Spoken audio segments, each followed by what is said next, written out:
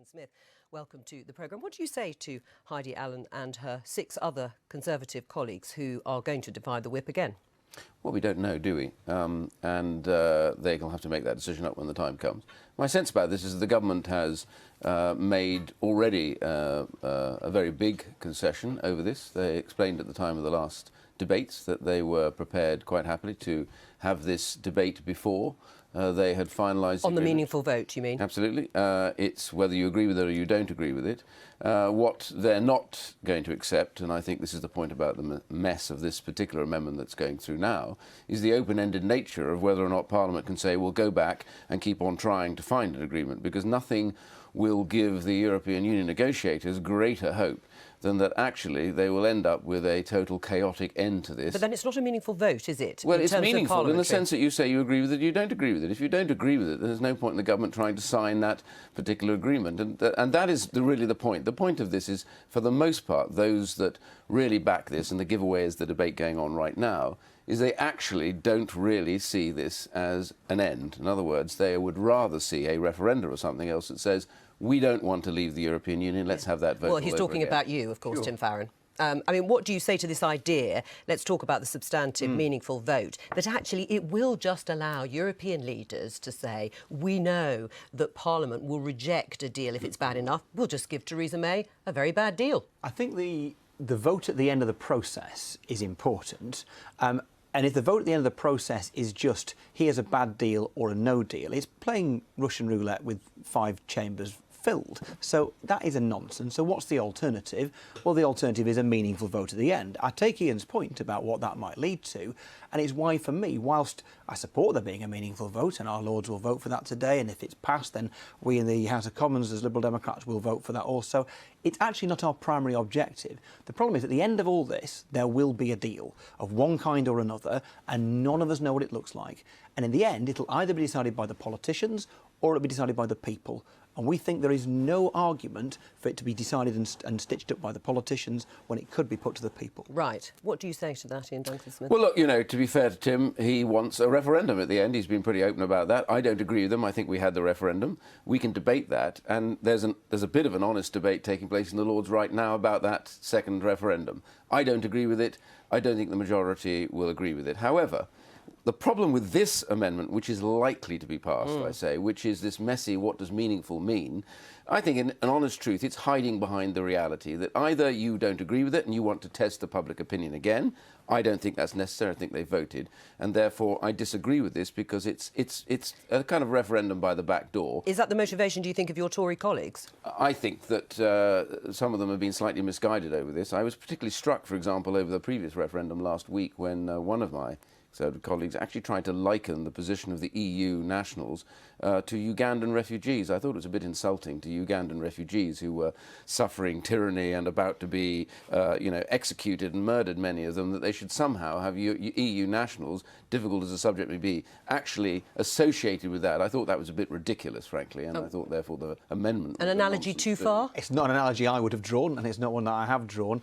I think it is a real issue, though, for our standing across Europe, that we have not allowed those EU citizens who raise their families, pay taxes, work in our NHS, for example, the right to remain. If the government's saying, come on, don't be silly, they're going to be allowed to remain in the end, why not do so now? The reality is it's in our interest to do it, in the interest of our public services. It's also just inhumane to have people who are, our neighbours, our friends, our fellow citizens in many ways, to keep them hanging on like this. I mean, they are a bargaining chip. Otherwise, people would say we could be deported, which many of your colleagues have said just won't happen. Then why not do a unilateral move? In favour of giving EU nationals the right to remain and setting a date for it.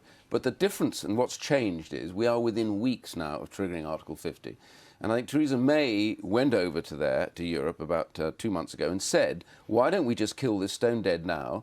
If you guys agree with us that both for UK nationals and EU nationals set a date and agree that. They said no, not till Article 50 is triggered. So we're within weeks of Article 50. This amendment that was passed last week actually only talks about a report coming back. The key thing is get Article 50 triggered. Theresa May's made it very clear that her first priority is to settle citizens in the UK and citizens of the EU in their respective locations with guaranteed rights. I think that can be done in 5 minutes. Right. Are you just being sore losers here? I mean, I think it's inhuman to treat European Union citizens in this way. Now, if you know my constituency, What about British citizens? you'll know that it's, but that is something that's in the hands of the European Union member states, and they'll make those decisions. But what we can affect is what we should be focusing on. And I think about my constituents. If you know my patch, it's not a terribly diverse part of the world. But I can tell you that the Catholic primary school in Windermere, the heart of our Lake District, the majority of young children there at primary school are from European, non-UK backgrounds. And we've seen several families leave already, a sense of uncertainty and threat that affects children as well as their parents, and of course it affects their employers as well. So it's not just inhuman that we're doing this to other human beings, it's also really stupid and counterproductive to an economy like ours in the Lake District that depends upon that work. Are you being inhuman in the sense that families could be left hanging? You may want to do it in 5 minutes, it could take 2 years. Yeah, look, Theresa has made this pretty clear, I think, from the word go, that it is not in any way the UK's government intention in any shape or form to start kicking people out. That's not going to happen. But what she has said, which I think is quite logical, and I've had plenty of British citizens living abroad saying, please don't abandon us, because the reality is, as we leave, we have to protect their rights. And I just don't think that this close to Article 50 being triggered, that we gain anything by a tokenistic gesture that says we somehow place EU citizens above UK citizens when it comes to negotiations. This can be settled immediately. If the European Union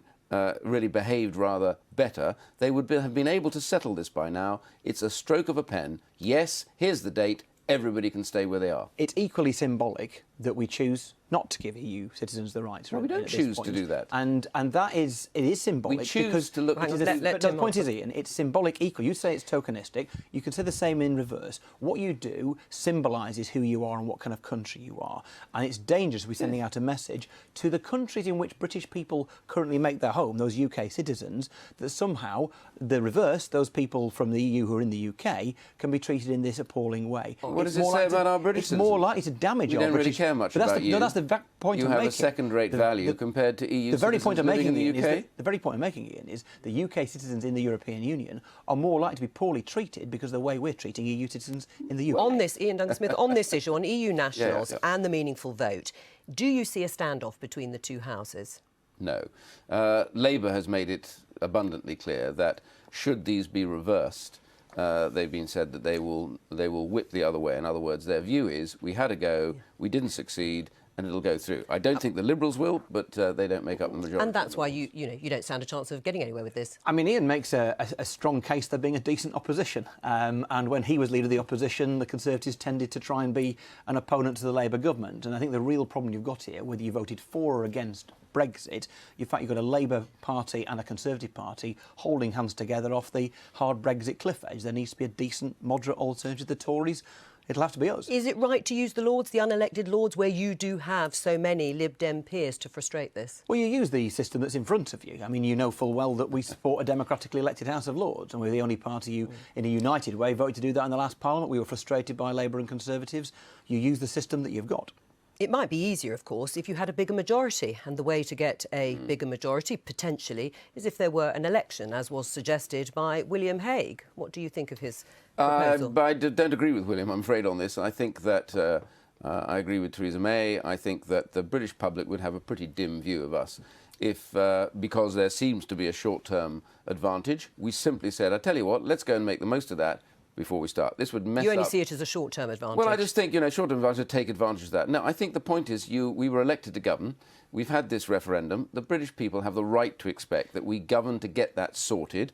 To break in the middle of that and say, let's have a hiatus for 3, 4, 5 weeks while we go to the polls, leave all of that hanging, I think would be wrong. So my sense is the temptation is there, but I think this shows real leadership when you resist a temptation for short-term advantage and say the interests of the country are that we govern stably over the next 2 to 3 years to get this sorted, and then we go to the polls to say we've done it. What's your view? You say it's a temptation, and the polls are good for the Conservatives at the moment. The timing could be good. If things get tough over the Great Repeal Bill, where there will be an awful lot of scrutiny, will you be thinking we should have called that election? Well, there are different things. Right now, he's talking about go to the polls. I don't agree with that. If, however, you hit a brick wall during the course of the Great Reform Act, the Repeal Bill, which is to repeal the 1972 European Communities Act, and the Lords was intransigent over that, That is a different set of examples. Then, if you get to the point where you're trying to get something through legitimately,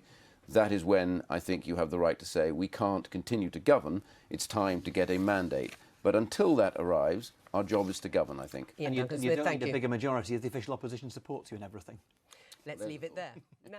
We will make America great again.